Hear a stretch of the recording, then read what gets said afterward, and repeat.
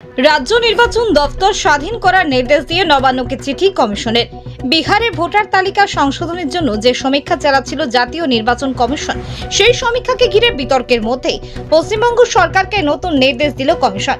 বিহারে special intensive division অর্থাৎ SIR নিয়ে রাজনীতির তরজা যখন তুঙ্গে, তখন রাজ্যের নির্বাচনী আধিকারিকের দপ্তরকে স্বতন্ত্র করতে বার্তা দেওয়া হলো রাজ্যের মুখ্য সচিবকে। এই বিষয়ে ইতিমধ্যে চিঠি দেওয়া হয়েছে পশ্চিমবঙ্গের মুখ্য সচিব মনোজ পন্থকে।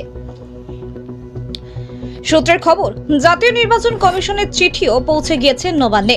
এই নির্দেশে স্পষ্ট হলো, মুখ্য নির্বাচনী আধিকারিকের দপ্তর আর রাজ্যের অধীনে থাকবে না। এতদিন এই দপ্তর সংশ্লিষ্ট রাজ্যের স্বরাষ্ট্র দপ্তরের অধীনে পরিচালিত হতো। কমিশনের বক্তব্য রাখেন, প্রতিটি রাজ্যের এই বিভাগ স্বাধীনভাবে পরিচালিত হয়, তাই বাংলার ক্ষেত্রেও এই পদক্ষেপ নেওয়া হয়েছে। সেই প্রেক্ষিতে এই বিষয়ে চিঠি পাঠানো হয়েছে পশ্চিমবঙ্গের মুখ্য সচিবকে। বিশেষজ্ঞদের মতে, জাতীয় নির্বাচন কমিশন চাইছে মুখ্য নির্বাচনী আধিকারিক রাজ্যের ওপর আর্থিকভাবে নির্ভরশীল না হন, তাই এই দফতরকে স্বতন্ত্র করতেই এই পদক্ষেপ। এই নির্দেশ কার্যকর হলে স্বাধীনভাবে কর্মী নিয়োগের অধিকার থাকবে মুখ্য নির্বাচনী আধিকারিকের হাতে। ওয়াকিবহাল মহলের মতে, ভোটার তালিকায় নিবিড় সংশোধনের প্রস্তুতি হিসেবে এই পদক্ষেপ করেছে জাতীয় নির্বাচন কমিশন। ইতিমধ্যে সুপ্রিম কোর্টে নির্বাচন কমিশন জানিয়ে দিয়েছে, আধার, ভোটার আইডি, রেশন কার্ড নাগরিকত্বের প্রমাণ নয়। ফলে এই সব নথি ভোটার তালিকায় নাম থাকার জন্য বাধ্যতামূলক প্রমাণ হতে পারে না। কমিশনের বক্তব্য, দেশের ভোটার তালিকায় নাম থাকার ন্যূনতম যোগ্যতা হচ্ছে তাকে ভারতের নাগরিক হতে হবে। যে কারণে কমিশনের কর্তব্য এবং দায়িত্ব হচ্ছে সেই শর্ত পূরণ হচ্ছে কিনা তা পুঙ্খানুপুঙ্খভাবে বিচার করা। একদিকে ভোটার তালিকা সংশোধনের নামে বহু নাম ছাঁটাই করা হচ্ছে। এই অভিযোগের জবাবে কমিশন আদালতকে জানিয়েছে, ভোটার রেজিস্ট্রেশন অফিসার যখন দেখছেন কোনো ব্যক্তির নাম তালিকাতে থাকার কোনো যোগ্যতা নেই, তখনই তার নাম বাদ যাচ্ছে। এক্ষেত্রে কোনো বৈষম্যের কোনো কারণ ঘটছে না। এদিকে ভোটার তালিকা সংশোধনের নামে বহু নাম ছাঁটাই করা হচ্ছে।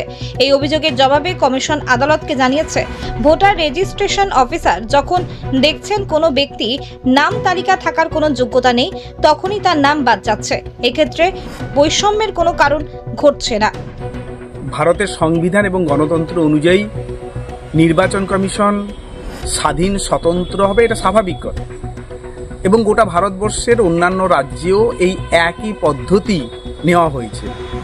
পশ্চিমবঙ্গে এত হইচই, এত আতঙ্ক, এত ছুটাছুটি শাসক দলের পক্ষ থেকে দেখেই বোঝা যাচ্ছে যে এতদিন পর্যন্ত এখানে নির্বাচন কমিশনকে স্বাধীন এবং স্বতন্ত্রভাবে কাজ করতে দেওয়া হয়নি। মুখ্য নির্বাচন আধিকারিক রাজ্য এতদিন স্বরাষ্ট্র দপ্তরের অধীনে ছিল। আর গোটা পশ্চিমবঙ্গের মানুষ জানে যে স্বরাষ্ট্রমন্ত্রী যিনি, মুখ্যমন্ত্রী যিনি, তিনিই পুলিশ মন্ত্রী, তিনি একাই পোস্ট আর সব ল্যাম্প পোস্ট। তার দ্বারা তৃণমূল কংগ্রেস পার্টি এবং প্রশাসনকে আলাদা করা কোনোভাবেই সম্ভব নয়। এবং এরা বুঝেছে এতদিন জনগণের প্রকৃত রায় নিয়েই তারা ক্ষমতায় নেই, বরং নির্বাচন কমিশনকে অনৈতিকভাবে ব্যবহার করেই তারা ক্ষমতায় টিকে আছে। তাই এই বিষয় নিয়ে এদের মধ্যে এত হইচই, এত আতঙ্ক।